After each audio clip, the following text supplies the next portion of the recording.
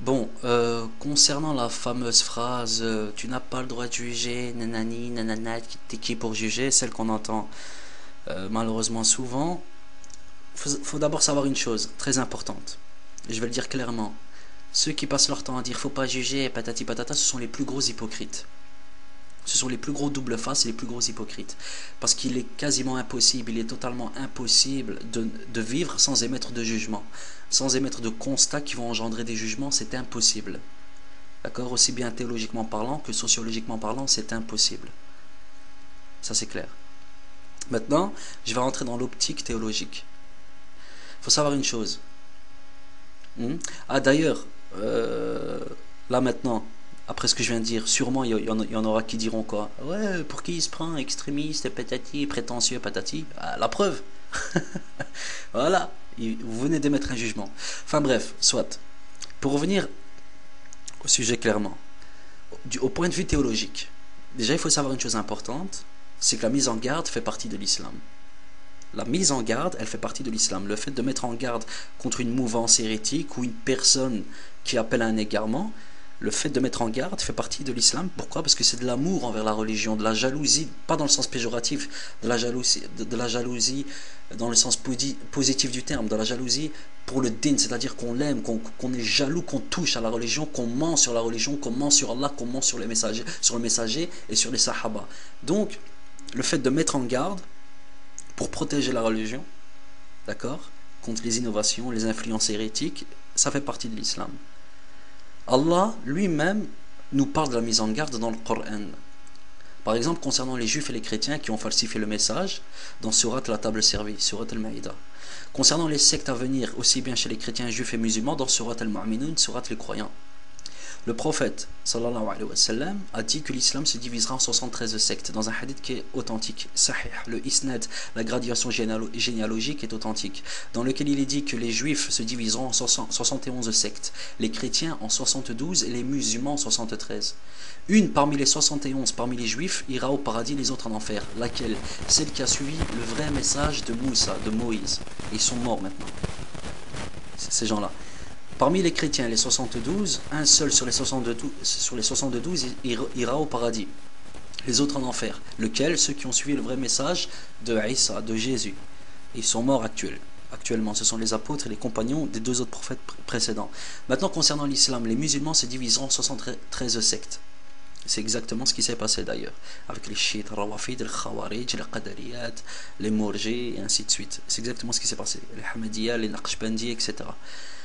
Maintenant, quand les compagnons ont demandé au prophète et quel est ce groupe sauvé parmi les 73 qui ira au paradis, il a dit celle qui me suivra sur quoi je suis et sur quoi sont mes compagnons de la première, de la deuxième et de la troisième génération, les sahaba, les tabi'in et les tabi'in. C'est-à-dire que celui qui suivra l'islam comme l'a compris le prophète et ses compagnons des trois générations bénis par Allah et agréés par Allah, dont Allah fait éloge dans Surat At-Tawbah, Surat le Repentir, c'est-à-dire Inch'Allah qui fera partie du groupe dont le prophète avait parlé à ce moment-là. Maintenant, concernant cette chose-là, il faut savoir aussi que dans le Sahih Muslim, le tome 1, qui est un recueil de traditions prophétiques, dans le chapitre l'aumône, le prophète a mis en garde contre une personne. Est-ce que le prophète aurait fait une chose blâmable? Jamais. Il a mis en garde contre une personne. Donc je répète, le Sahih Muslim, l'authentique du Muslim, le tome 1, chapitre l'aumône, je pense que c'est le deuxième paragraphe, le deuxième hadith qui vient. Il est dit que un homme est venu voir le prophète en lui disant crains Allah, crains Dieu. Le prophète lui a répliqué en disant Allah m'a confié l'humanité pour que je leur donne le message et tu me demandes de le craindre. Qui le craindrait plus que moi? Et c'est là que cet homme est parti. Cet homme était parti, hein. Cet homme n'était plus là. Et le prophète a quand même dit, a rajouté, viendra de cet homme des gens qui rendront licite le sang des musulmans. Ils sortiront de l'islam aussi rapide qu'une flèche sort d'un arc. D'accord?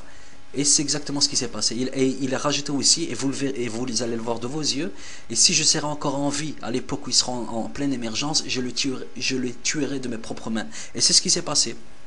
De cet homme-là est venu ce qu'on appelle Al-Khawarij, une des premières sectes en islam qui avait, on va dire, une vision très extrême de l'islam, très extrême. Il lançait facilement l'anathème et pour eux la notion de péché rentrait dans le coffre. D'accord? Donc automatiquement quelqu'un qui faisait un péché rentrait dans le kufr parce que pour eux c'était une forme d'istihlal. C'est-à-dire que pour eux quelqu'un qui fait un péché, il le vante, c'est-à-dire il le rend halal, alors que c'est totalement faux bien sûr. Dans la religion, dans la compréhension juste du juste milieu, avec la règle al-manat ou al-hikmah, c'est-à-dire la cause et la sagesse par rapport au tafsir, à l'exégèse, dans le juste milieu, bien sûr les péchés ne font pas sortir de l'islam. L'islam est un juste milieu, c'est-à-dire ni être trop laxiste et tout laisser couler, ni trop extrême. Enfin bref, donc on a encore une preuve dans laquelle le prophète a mis en garde, donc il a jugé. Il a constaté, il a jugé. Donc il a mis en garde contre une personne. La mise en garde fait partie de l'islam. D'accord? Ensuite, les savants en ont parlé. Les savants ont parlé des sectes et des individus précis à travers l'histoire. Dont Ibn al-Qayyim dans son livre Talbis Iblis, Ibn Hazm dans son livre Al-Muharra, Imam Malik dans Kitab al-Muwatta, l'imam Ahmad dans Minhaj al-Sunnah, Ibn Taymiyyah dans son recueil, d'accord, dans lequel il a réfuté de grandes têtes du soufi à son époque, Mohammed Amin al-Shanqiti dans son tafsir, et ainsi de suite.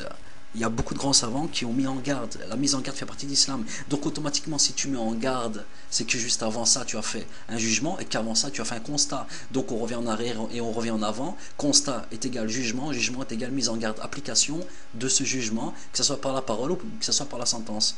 D'accord? Ce qu'on appelle ism al-hukm, c'est-à-dire l'étiquette qu'on donne et ensuite le hukm, le statut qu'on applique. Enfin bref, maintenant ce qu'il faut savoir, qu'on le veuille ou non, la mise en garde elle fait partie de l'islam. Car Allah et son messager ont mis en garde contre les innovations par exemple et les réformations. D'accord? Notamment le hadith par rapport aux innovations qui sont ancrées dans les affaires religieuses, c'est-à-dire dans la religion, les innovations, ils sont stipulés par exemple dans les 40 hadiths de An-Nawawi. D'accord? Maintenant par rapport à la da'wa, par rapport à la prêche, la da'wa c'est le fait de prêcher la bonne parole. Même en actionnant la da'wa, nous sommes obligés d'émettre des jugements.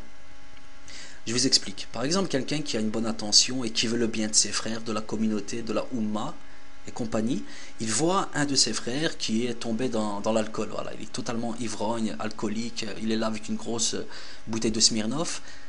Qu'est-ce qu'il va faire lui, en tant qu'actionneur de la da'wa, ou actionneur de la prêche, du conseil, de la bienfaisance? Qu'est-ce qu'il va faire? Comment va-t-il blâmer le blâmable?